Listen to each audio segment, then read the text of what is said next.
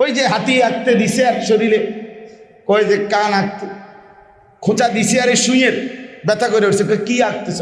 কয় এখন কান বানাইছে। কয় না, কান ছাড়াও বেটা হাতি হয় বেটা, অন্য ডাক। মানে যেটাই বলে ওইটাই বাদ দেয়। এইভাবে আল্লাহ তাআলা বলতে চাচ্ছেন যে ইতিপূর্বে যত জাতি কওমকে রোজার বিধান দেয়া হয়েছিল, কেহই তারা আল্লাহর হুকুমটাকে জাগাত রাখে না। কথা বুঝছেন নি কথাটা? এটারে কি করে ফেলছে? ডান বাম এলোমেলো করে মন মতো খামখেয়ালি।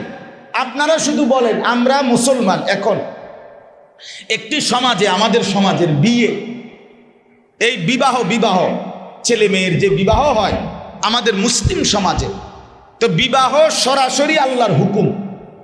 কার হুকুম? ফানকিহু, আল্লাহ বলছে তোমরা বিবাহ করো, কোরআনের আয়াত। বিবাহ নবীজির সুন্নাত, আর নিকাহু মিন সুন্নতি, নবীজি বলছে বিয়ে আমার সুন্নাত।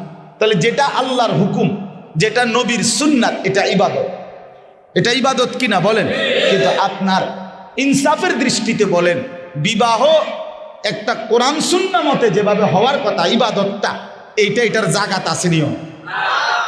আপনি একটা বিয়ের অনুষ্ঠানের প্রথম থেকে সেই মেয়ে দেখা, গায়ে হলুদ থেকে শুরু করে শেষ পর্যন্ত এই যে 5-10 লাখ টাকার আয়োজন, এখানে আপনি যদি এই অনুবীক্ষণ যন্ত্র, না অনুবীক্ষণ ওই যে করোনা টেস্ট করে যেই মেশিন দিয়ে, এটা তো একবারে সূক্ষ্ম, ওই মেশিন দিয়েও যদি আপনি বসান, করোনা টেস্টের মেশিন দিয়েও, তাহলে আপনি এটা পুরাটার ভিতরে এই বড় লোকের বিয়া বাড়িতে আপনি ইসলাম কোথায়, কোরআন কোথায়, রসুলের সুন্নাহ কোথায়, আপনি ওই করোনার মেশিন দিয়েও খুঁজা পাইতেন।